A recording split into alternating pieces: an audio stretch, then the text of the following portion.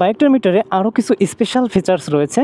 Suppose আমাদের যদি কেউ কল করে তাহলে কিন্তু আমরা সেটা বাইকের মিটারেই বাইক রাইড করা অবস্থায় জানতে পারবো। এই যেমন আমাকে এই মুহূর্তে কল দিয়েছে সিমে এই নাম্বারটি থেকে, কে কল দিয়েছে সেটাও জানতে পারতেছি। অ্যান্ড শুধু তাই না, আমরা কিন্তু চাইলে কলটা রিসিভও করতে পারবো, আবার ডিক্লাইন বা কেটেও দিতে পারবো।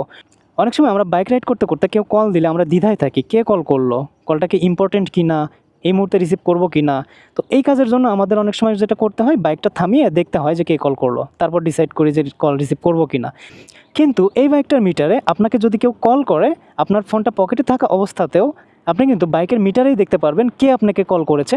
এই যে দেখতে পাচ্ছেন রিফাত আমাকে কল করেছে, অ্যান্ড রিফাতের নাম এবং নাম্বার সব কিছু এখানে শো করতেছে।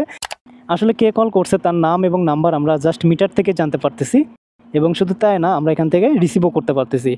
আপনার হেলমেটে যদি ব্লুটুথ কোনো ডিভাইস থেকে থাকে, তাহলে বাইকের মিটার থেকে যদি আপনি কলটা রিসিভ করেন, তাহলে আপনার পকেট থেকে ফোন বের না করেই জাস্ট মিটারের মাধ্যমেই কল রিসিভ করে কথা বলতে পারবেন। তো আমি যদি কলটা কেটে দেই, কল কেটে দিয়েছি, কল কেটে দিলে এরকম অ্যানিমেশন শো করে, অ্যান্ড উপরে এই যে দেখতে পাচ্ছেন মিস কল অ্যালার্ট এরকম শো করতেছে। শুধু তাই না, কেউ যদি আমাদের SMS পাঠায় তাহলে কিন্তু SMS-এর নোটিফিকেশন এখানে শো করবে।